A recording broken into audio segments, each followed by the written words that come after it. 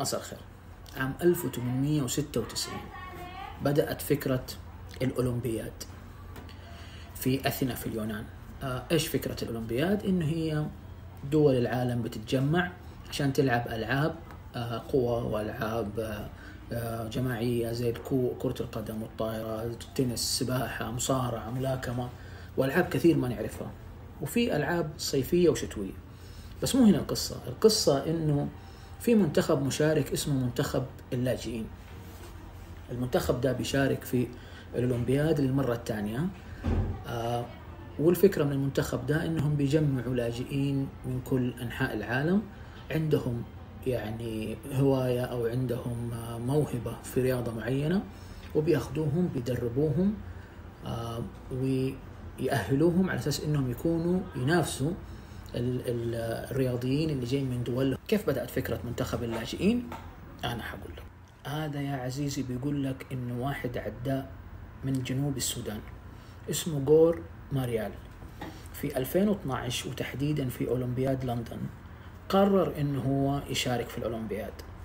غور ماريال ده هرب من جنوب السودان أثناء الحرب اللي حصلت بين السودان وجنوب السودان، وراح لجأ فين؟ في أمريكا. قبلوا لجوءه ودخلوه أمريكا، ولكنهم كانوا لسه ما أعطوا الجنسية الأمريكية، فما كان يقدر يقدم على أساس إنه أمريكي. فحاول إنه يقدم على أساس إنه من جنوب السودان، ولكن جنوب السودان كانت دولة لسه ناشئة، فما كان عنده لجنة أولمبية على أساس إنها ترسل لعيبة ومشاركين في الأولمبياد. فورط الكابتن، فقرر إنه يتواصل مع اللجنة الأولمبية الدولية وشارك على أساس إنه عداء مستقل كده مع نفسه ولا يتبع. بعد الحدث هذا كانت فيه حتيجي أولمبياد ريو دي جانيرو في البرازيل، فكانت كان في أكثر من طلب تقدم للجنة الأولمبية الدولية إنه إحنا لعيبة مستقلين لاجئين، ما عندي جنسية الدولة اللي أنا لاجئ فيها أو دولتي ما تقدر ترسلني لأي سبب.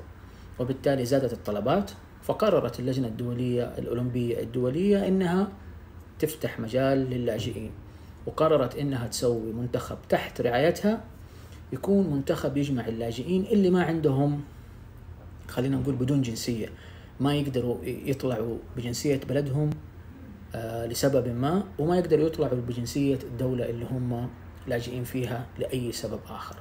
وقرروا فعلا في 2016 إنها تبدأ أول مشاركة لمنتخب اللاجئين في ريو دي جانيرو في البرازيل. غالبا في حفلات الافتتاح تبع الأولمبياد بيحصل استعراض وبيسموها مسيرة اللعيبة أو المشاركين. بتيجي دولة ورا دولة كذا بتمشي وشايلين أعلام دولهم، ويعني بيستعرضوا لعيبتهم. تمام. الاستعراض ده بيتم ألفابت، يعني بالحروف الأبجدية، التسلسل الأبجدي. فتلاقي طبعا بالتسلسل الأبجدي اللاتيني، فبتلاقي ماشيين بالحروف. ولكن تقديرا لليونان بتلاقي إنه منتخب اليونان هو أول منتخب بيظهر دائما في الاستعراض ده، لأنه أثينا هي مقر الفكرة والإنشاء وكل حاجة.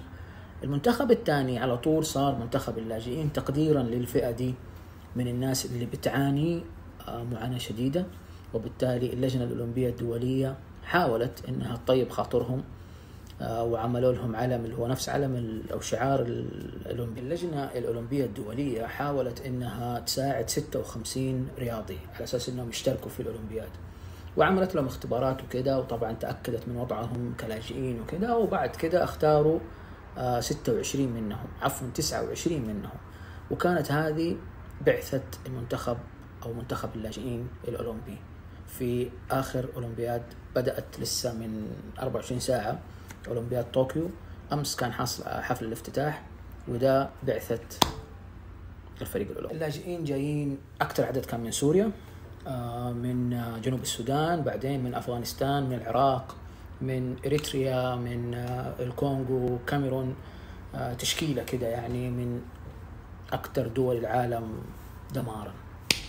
واحد من ضمن المشاركين السوريين كان اسمه علاء ماسو، من ضمن مشاركين في منتخب اللاجئين، مشارك في لعبة السباحة.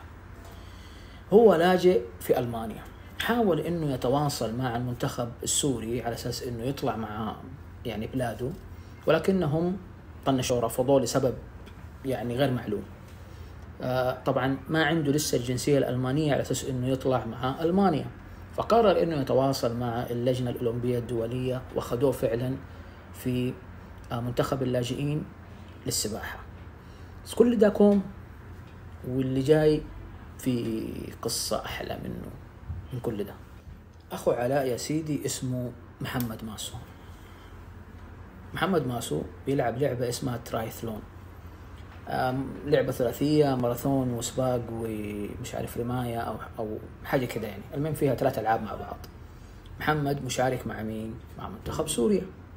راح أولمبياد طوكيو مع مين؟ مع منتخب سوريا. يلاقي مين يا مسلم في حفل الافتتاح؟ أخوه علاء. يلتقي بأخوه علاء اللي راح مع منتخب اللاجئين، لأنه أخوه لاجئ في ألمانيا وراح مع منتخب اللاجئين، ويلتقوا بعد 7 سنين من الفراق الصعب.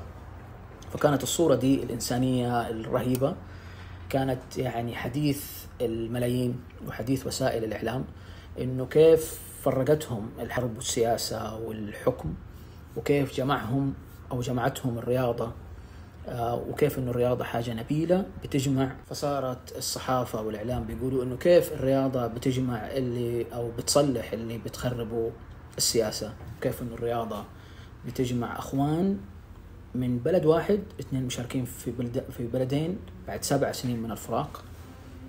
كل ده حصل في أولمبياد طوكيو اللي توقفت لمدة سنة كاملة بسبب جائحة كورونا. أجلوها، كانت مفروض أنها تقام في صيف 2020، ولكن طبعا كانت أحداث كورونا بهدلت العالم فأجلوها ل2021. حتى هتلاقوا مكتوب عليها طوكيو 2020 رغم أننا في 21، مع إجراءات احترازية شديدة جدا. اللاعبين حتى ممنوع أنهم يصافحوا بعض، ممنوع يبدلوا ملابس، ممنوع يجلسوا في الدكة بدون كمامات، يعني مشددين على الآخر. وبس خلاص خلصنا اليوم.